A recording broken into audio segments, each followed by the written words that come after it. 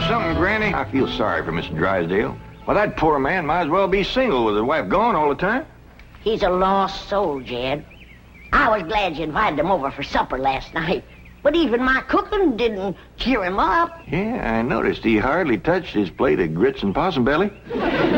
Even when I spooned on some gopher gravy. He didn't perk up till after supper, and Pearl started playing and singing. Don't tell me he liked Pearl's bellering. It wasn't bellering, it was yodeling.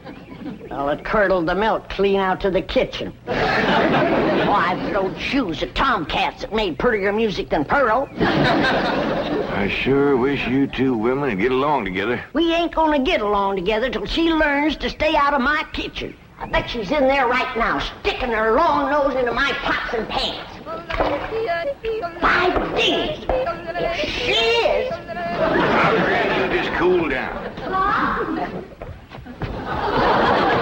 Really, me, Jeff Green, what in the world have you been doing? Playing ball with some fellas down in the pasture. What's that thing? Well, this here's what you call a football helmet.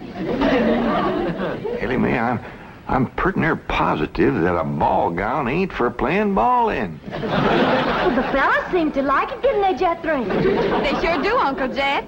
They's waiting for us right now to get some money to buy a new football. What happened to that one? Well, Jethro was going to throw me a pipe. But I grabbed it too hard, and it busted. I ain't gonna give you the money for another one. Oh, heck. Well, that's all right, Jethro. Remember, they said they'd be just as glad to play with us without a football. Come on.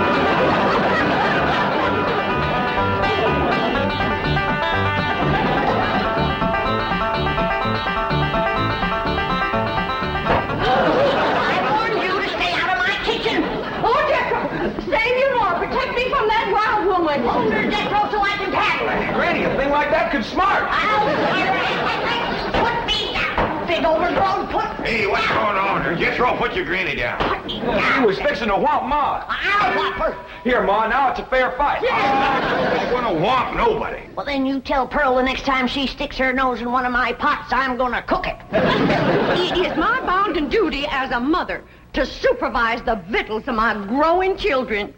Don't tell me they is still growing. The Clampett side of the family has always been big, strong, strapping folks.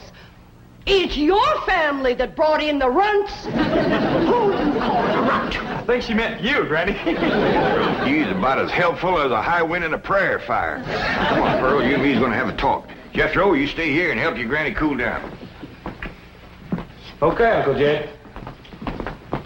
Granny, would you rather I held you under the faucet here to cool off, or took you out to the cement pond and ducked you? Try either one and I'll bash you flatter than a gander's arch.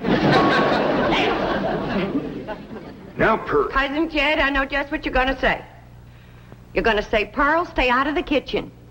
You're going to say, that's Granny's kitchen and it's none of your business. You're going to say, stay in your room where you belong. That's what you're going to say, ain't it? Ain't nothing like it at all. What I was going to say was, it seems to me that a handsome widow woman in the prime of life ought not to be hiding herself in the back part of the house, working over steaming pots and pans and dipping her playing fingers into soapy water and hoarsening up her beautiful singing voice yelling at Granny. That's what I was going to say. Praise be. Why don't I keep my big mouth shut and just listen? You know, Pearl, you got the gift of making music. And I reckon there ain't nothing these city fellas likes better than that. Really, Jay? Yeah, remember last night when Mr. Drysdale was here and you was playing and singing and yodeling for him? Yeah. You brung that poor lonesome man a lot of happiness. Jed, you ain't agreeing in me, are you? I'll give you my word. Remember that song you sung, The Flowers That Bloom in the Spring, Tra-la? Yeah. Well, you had Mr. Drysdale believing it was spring. No. Yeah. While you was still singing, he went, flung open the window, stuck his head out, and started taking deep breaths just like he was really smelling them flowers. You reckon he liked my yodeling? Pearl, he like to went wild. I reckon them city fellas don't get a chance to hear much yodeling. 'Cause when you throwed your head back and cut loose, it really grabbed a hold of him. It did? He gripped the arms of his chair till his knuckles turned white. Then he commenced to rocking back and forth and moaning like he's under some kind of a spell. And his eyes commenced to circling in his head, and real tears run down his cheeks. Before you got done, he was limp as a dish rag. I had to help him to the door. Uncle Jed, I can't seem to do nothing to cool Granny off. Ain't no need to, Jethro. Your pretty, young, piano-playing Ma has decided not to hide herself away out in the kitchen. That's a good idea, Ma, because Granny, she'd find you and whomp you. Well, we'll see about that. Well, you stay out here and practice playing and singing and yodeling. I'll take care of Granny. I wonder if I should have told Uncle Jed that Granny's waiting behind the door with a skillet to whomp the first person that sets foot in her kitchen. I reckon I should have. Jed, I'm sorry. I thought it was Pearl coming in. Granny, you done shortened me. I'll make a poultice for your head right away now, Jed. Right away. I'm telling you, Granny, you don't have to worry no more about Pearl coming in your kitchen. She's going to be spending her time getting herself a husband with her singing and yodeling. Jed, it ain't legal to torture a man into marrying you. You just don't realize the power Pearl's yodeling's got over men. Last night, Mr. Drysdale like to went wild. Pretty near drove me crazy, too. He loved it, Granny. I bet you he's got that yodeling ringing in his ears right now. I can still hear it. An unearthly screeching. Now, Chief, surely it wasn't that bad. Well, I can best describe it as the sound a woman might make if she were having her appendix removed without an anesthetic. Milton, darling. Margaret, I'm so glad to have you back, dear. What a cunning hat, dear. Is it you? Welcome home, Mrs. Drysdale. Thank you. Milburn, I have the most marvelous news. I'm going to a health farm in Arizona. What? Some women were talking about it on the plane. It's terribly chic, quite expensive, and you don't need any willpower. They just force you to be healthy. The doctors are all deliciously mean. But, Margaret, you are healthy. Every doctor in the United States says you're healthy. But dear, this is different. They reduce you as well. Margaret, if you want to lose weight, just stay home and we'll have dinner at the Clampetts every night. Now, you can't eat the food, but you won't leave hungry. Because Cousin Pearl will yodel your appetite away. But Milburn, it's so fashionable to go to a health farm. Oh, Margaret, please stay home and run the place for a while. You have plenty of servants. Yes, but we have no one to manage the place. And with both of us away most of the time, the servants are asleep on the job. Well, just hire a good, efficient housekeeper. Oh, yes, just try and find one.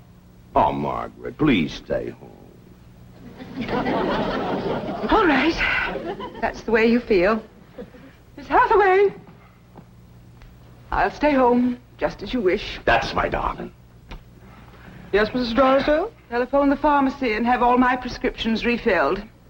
And call my psychiatrist, my neurologist, my internist, and my osteopath and have them come over. Oh, and I'll need nurses around the clock. I just know servant problem's going to bring on a nervous breakdown. All right. Go to the health farm. No. My place is at home. Please go to the health farm. All right. If you're sure that's what you want. Oh, I want it.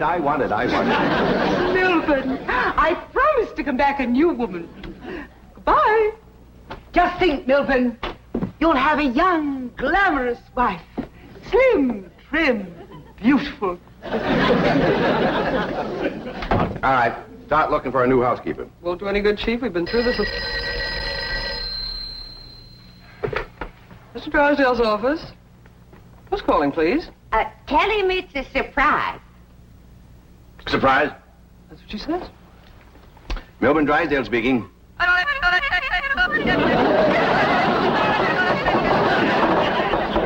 in the world is that? That is Pearl Bodine yodeling. Now, when she comes up for air, tell her I was drafted. Chief, she might be the answer to your housekeeping problem. What? Be nice to her. I'll explain. Hello? Hello? Hello, Mrs. Bodine. How nice to hear your voice again. What are you saying? Mr. Clampett says that Pearl is such an industrious housekeeper that Granny is jealous. She might take over your house and hers and solve both your problems. What about that yodeling? I won't be there. And I defy any servants to sleep on the job with Pearl around. Hello? Hello, Mrs. Bodine. I wonder if I might come over and talk to you for a while. What, talk to me? Well, what about? Well, I think you may be just the woman I've been looking for. Yeah. To take over the running of my house? Well, yes. Come right ahead. Can we say 3 o'clock? Let's say 2.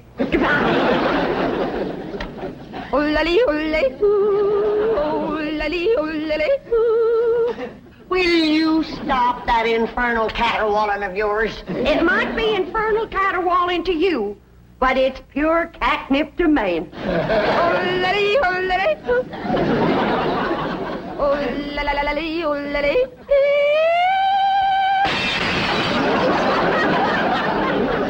Now, looky there. I hit such a perfect note, it busted the glass. It wasn't your voice that busted the glass. It was your face. We'll see who gets the last laugh when my sweetie comes.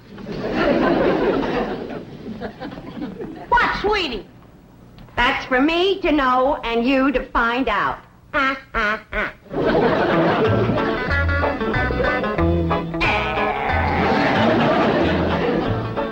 Sure is nice of you to share your soap with Miss Drysdale. Well, with my lye soap, she'll be happy to stay home and do her housework. Granny, most powerful batch of soap that you ever made. Just a breeze blowing it back on me on the way over here has got me crying. I make a big soap to do a big job.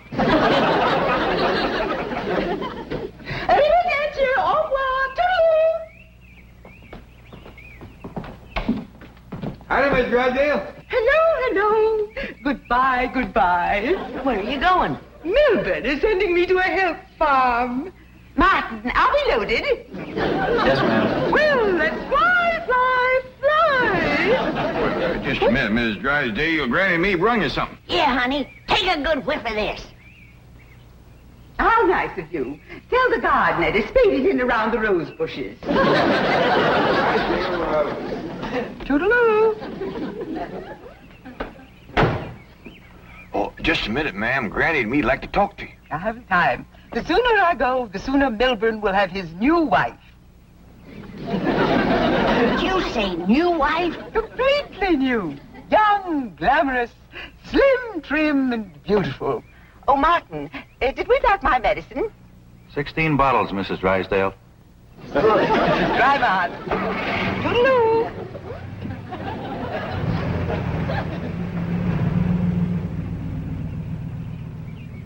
How could a woman be so cheerful about her husband getting a younger wife? You heard her. She's loaded. Yeah, both of them sued to the gills. Who do you reckon is the woman that busted them up? Hard to tell, Granny. There's so many young, beautiful women out here. Yeah, probably one of them glamorous movie stars.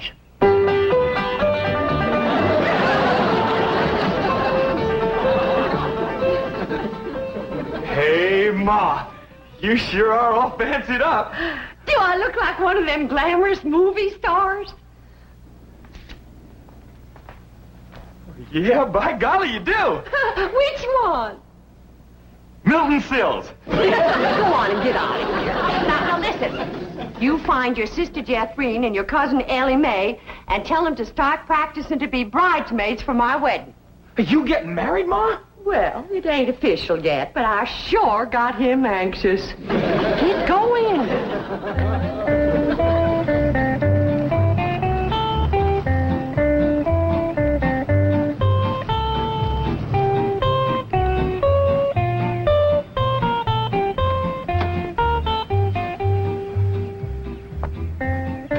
Pick me up in about 15 minutes.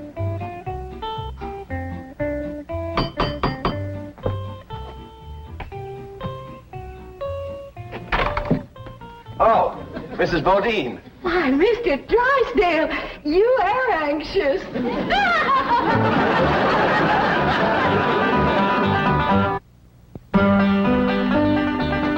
I'd have had a little more notice, I'd have baked your sweet potato pie. It's one of my specials. Oh. Won't you step down? Thank you. Here, I'll take your hat. Yes, sir, I just love to cook, and I love to sew, and I love to keep house. Yes, I've heard you're an exceptional housekeeper. But I ain't one of them fussy ones. No, sir, not me. I say a man's home is his castle, and it is the duty of a woman to make him comfortable. Oh. Here we go. Yes, sir. Man works hard all day. And when he gets home, he has a right to enjoy himself. Take off his shoes and relax. And listen to some soothing music to calm his jangled nerves. Please, Mrs. Bodine, not like that. Mr. Drysdale, I've got to ask you to keep a grip on yourself. We're all alone in the house. If you want me to keep a grip on myself, I must ask you not to play or sing or yodel. I understand. Kind of makes you go all to pieces. Yes, it does. Well, you come on back, and you sit down. Why, Mr. Drysdale, you're perspiring. Why, you got to get relaxed. Oh, please. A man can't say what's on his mind unless he's resting easy. Land sakes. And with that tie and collar a choking you, it's a wonder you can talk at all. Oh, Mrs. Bodine, I'll be all right. Really, I will.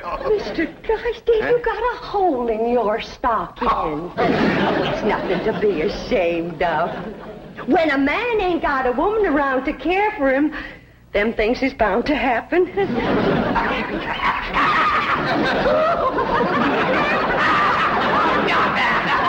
I declare, Mr. Drysdale, you're ticklish. Now, look, I'm gonna let you sit easy, and I'm gonna darn that up before you know it. Oh, Mrs. Bodine, no, really, I can manage. No, I ain't taking orders yet. No, please, give me back my sock. Now, give me my sock. I know how to handle you.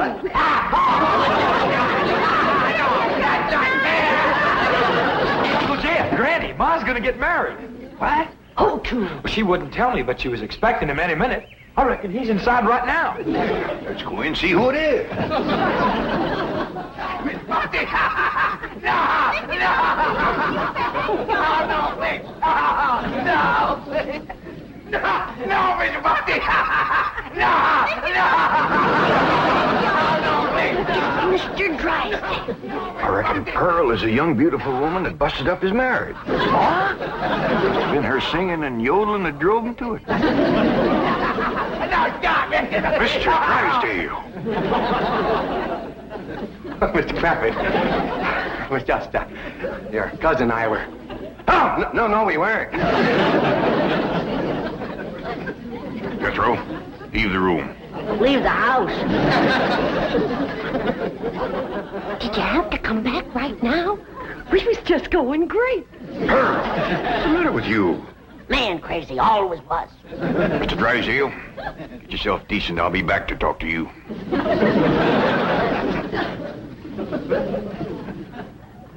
Shame on you! You too, Pearl, you homewrecker. I don't know what you're talking about. You told me that Mr. Drysdale was crazy about my yodeling, so I called him at the bank, and I yodeled, and he come a-running over here to see me.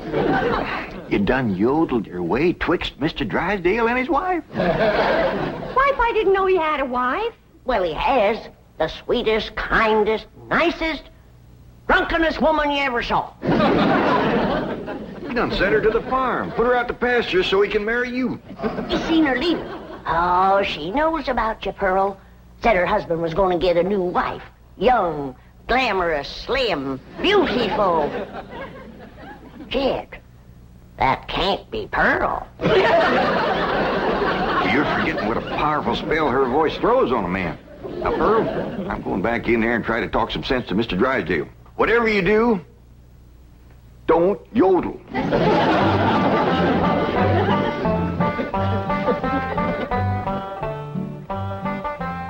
Oh, Mr. Clampett, I'm terribly embarrassed about the picture we must have presented when you came in, but I assure you I wasn't at fault. Yes, your cousin Pearl is one of the most... Yeah, my cousin Pearl admitted that she called you on the telephone and stirred you up. But she didn't know you were going to send your wife away to make room for her.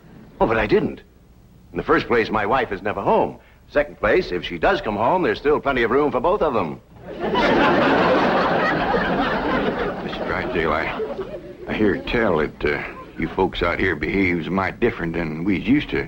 I know you're carrying a heavy load on account of your wife. But I just can't let my cousin Pearl get mixed up in any kind of goings-on like that. Well, then, if I can't have Pearl, can I have Granny?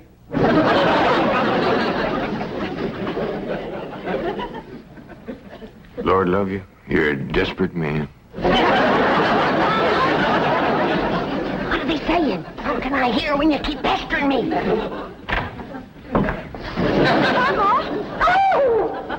Jed told you not to yodel. I was screaming. Tell the difference. What in the world happened to you?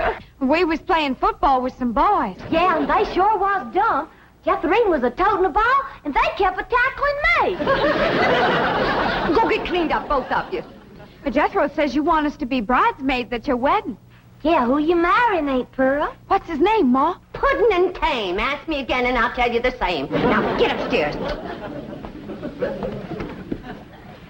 That's a funny name, Puddin' and Tame. Oh, Ma don't care.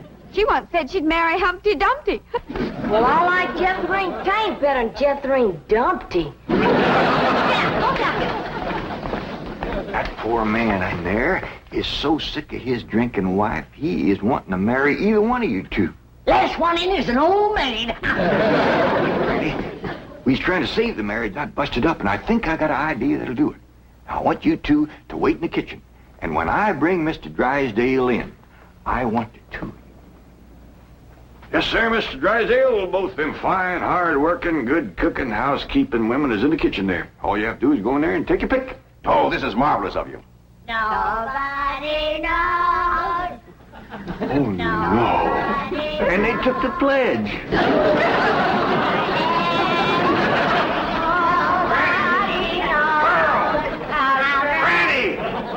Well, look who's here.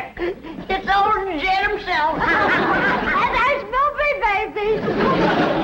You fellas want to dance? Come on, have a little dance. Come on now. You can't dance with her. Why not? It's all downhill. Take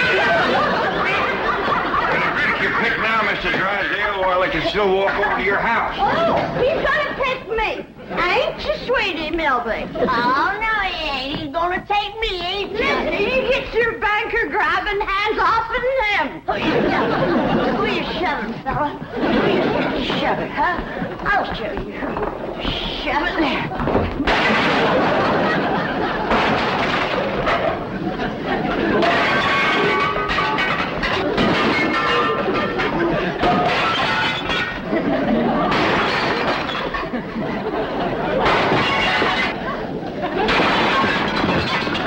How about taking both of them, Mr. Drysdale? No, thanks. You done it, girl. Bless you both. Pearl, you were just great. So was you, Granny, darling. Together, you saved that man's home and you saved his marriage. Now, don't it give you a good feeling? Yeah. Well, I'm kind of winded. I think I'll go upstairs and rest. Call me when lunch is ready, Granny. Oh, now, just a minute, Pearl, honey. We got a lot of mess to clean up here. Granny, darling, you give me strict orders to stay out of your kitchen. Remember? Why, you low down. No, Here we go again.